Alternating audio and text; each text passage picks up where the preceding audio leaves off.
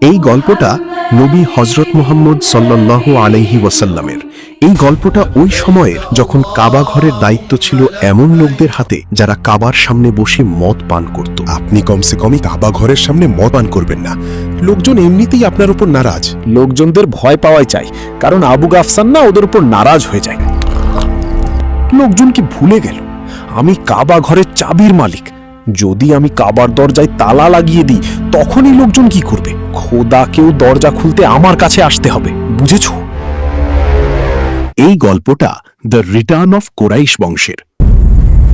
হুজুর, আমি নিজের কানে শুনেছি ইহুদি আর খ্রিস্টানরা মনে করে কাবার দায়িত্ব নবী ইব্রাহিমের বংশের লোকজনদের কাছে যাবে একদিন, আর ওনাদের কথা মোতাবেক এটি তাদের কিতাবে লেখা আছে।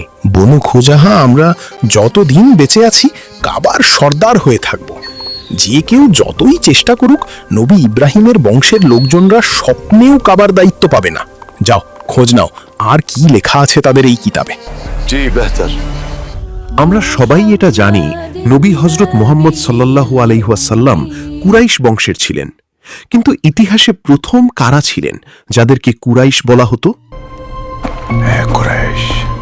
এ কেমন আল্লাহ তোমাদের, যে পরীক্ষার উপর পরীক্ষা নেয়? আসো আমার সাথে, চলো হালাল আর হারাম থেকে অনেক দূরে আসো, আমার কাছে আসো।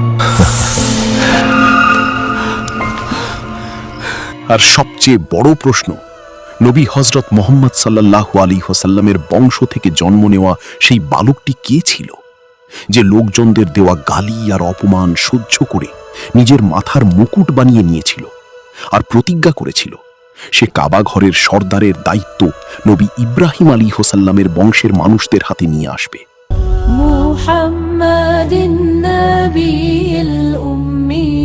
আসসালামু আলাইকুম। এটা আমাদের সিরাতুন নবী সিরিজের ষষ্ঠ পর্ব। আগের 5টা এপিসোডে আমরা জেনেছি কিভাবে ইবনে ইসহাক ইতিহাসের প্রথম নবীর জীবনী লিখেছিলেন, কিভাবে মহান আল্লাহ তাআলা মরুভূমির তপ্ত রোদের মাঝে নিজের ঘর কাবাকে তৈরির জন্য বেছে নিয়েছিলেন, আর কিভাবে জমজম কূপের বরকতের দ্বারা পুরো মক্কা ধনী শহরে পরিণত হয়ে যায়। এরপর এই সব মক্কার মানুষদের বেঈমানের কারণে আল্লাহ তাআলা জমজম কূপের পানিকে মক্কা থেকে গায়েব করে দিয়েছিলেন, আর কিভাবে রোমান সাম্রাজ্যের মানুষদের অত্যাচারের হাত থেকে বাঁচার জন্য জিউসরা মক্কায় এসে বসবাস শুরু করে, আর কিভাবে সেই বাদশাহ যে প্রথম কাবা ঘরের উপর কাপড় দিয়ে ঢেকে দিয়েছিলেন।